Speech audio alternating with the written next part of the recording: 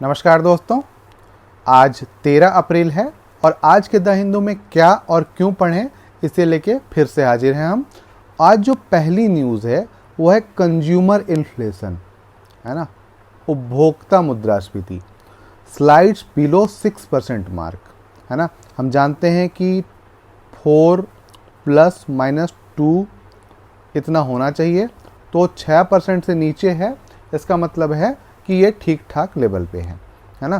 कैसे मिला है तो इसके बारे में यहाँ बताया गया है, कौन कौन से दाम कम हुए किन किन क्षेत्रों में, इसके बारे में ये बताया गया है। ठीक है, तो ये आपको पढ़ लेना है।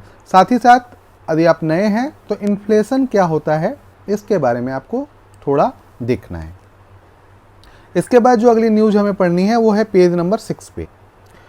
पेज नंबर 6 पे है corporate power and Indian inflation. ठीक है, अभी यहाँ पे है ये new explanation has been proposed for the recent trajectory inflation in India with implication for the control. The former deputy governor reserve bank Viral Acharya reported have observe an Indian news and opinion website on March 30। यहाँ पे यह दिखा रहा है कि क्या भारतीय मुद्रास्फीति में व्यापारिक शक्तियाँ किस प्रकार से काम करती हैं, इसी पे पूरी की पूरी बात की गई है ना। तो आप इसे पढ़ सकते हैं और समझ सकते हैं कि किस प्रकार से व्यापारिक शक्तियाँ इन्फ्लेशन को बढ़ा सकती हैं, इन्फ्लेशन को घटा सकती हैं या इन्फ्लेशन को नियंत्रित करने के लिए बहुत हद तक जिम्मेदार होती हैं। तो ये आप यहाँ से देख सकते हैं। इसके बाद है जो न्यूज़ वो है रोल ऑफ पार्लियामेंट्री कमेटी। संसदीय समितियाँ क्या होती हैं इसके बारे में यहाँ पे डिटेल बताया गया है। संसदीय समितियाँ क्या होती हैं, कैसे इसका गठन होता है। जैसे अभी आपने देखा होगा कि अडानी इशू पे पार्लियामेंट्री कमेटी के गठन की बात राहुल गांधी बार बार कर रहे हैं, तो आखिर ये है क्या। जैसे उन्होंने कहा कि जॉइंट पार्लियामेंट्री कमेटी का गठन होना चाहिए, तो ये है क्या, क्या होती हैं, किस प्रकार से कार्य करती हैं और इनकी जिम्मेदारियां क्या होती हैं, सलाहकारी होती हैं, बाध्यकारी होती हैं, ये आप यहाँ से पढ़ सकते हैं। साथ ही साथ यदि आप एनसीईआरटी पढ़ रहे हो तो वहाँ पे भी जो राज्य व्यवस्था की किताबें हैं उनमें इनकी चर्चा होती है और वहाँ से भी आप बेसिक चीज़ें जान सकते हो। ठीक है, इसके बाद है the beginners guide large hadron collider. ये आपने देखा होगा, बहुत पहले चर्चा में रहा था। सर्न है यूरोपीय ऑर्गेनाइजेशन फॉर न्यूक्लियर रिसर्च और सर्न की लेबोरेटरी है एक तरीके से, और इसे फ्रांस की सीमा पर बनाया गया है। और यह क्या कर रहा है, इसके द्वारा एक कण की उत्पत्ति हुई थी जिसे हिग्स बोसोन नाम दिया गया था, है ना, हिग्स बोसोन नाम दिया गया था।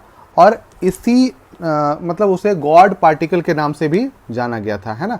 तो आप ये देख लेंगे और इसको क्यों बनाया गया है, क्या इससे फायदे हो सकते हैं और इसका फ्यूचर क्या है, इसके बारे में बात की गई है, तो आप इसे देख सकते हैं। ठीक है, इसके बाद जो अगली न्यूज़ है वो हमें पढ़ना है SC ask if Mishra report can be use to decide on quota for Dalit converts, है ना। SC आस्क, अब यहाँ पे देखिए जो पेज नंबर यहीं पे है, पेज नंबर 11 पे है ना, पेज नंबर 11 पे है। और यहाँ पे रंगनाथ मिश्रा की रिपोर्ट है, report on justice Rangnath Mishra commission for religious and linguistic minorities which recommended scheduled caste reservation for Dalit convert to Christianity and Islam is not all the perfunctory. ठीक है, तो आप इसे देखेंगे और इसके बारे में पढ़ेंगे। तो जस्टिस रंगनाथ मिश्रा की रिपोर्ट की समरी आप ढूंढेंगे और उसे पढ़ लेंगे, है ना। साथ ही साथ इस न्यूज़ को भी पढ़ लेंगे तो आपको आसानी से समझ में आ जाएगा कि ये क्या था। ठीक है, माइनॉरिटी किस लेवल पे बनाए गए हैं, तो यहाँ पे आपको दो चीज़ें दिखी गई होंगी, रिलीजियस और लिंग्विस्टिक, है ना, भाषाई और धार्मिक, भाषाई और धार्मिक अल्पसंख्यक, है ना। तो इसमें कौन कौन आते हैं ये आप देख लेंगे। अल्पसंख्यक किसे कहा जाता है ये आप देख लेंगे। जस्टिस रंगनाथ मिश्रा की रिपोर्ट क्या थी उसका समरी आप देख लेंगे।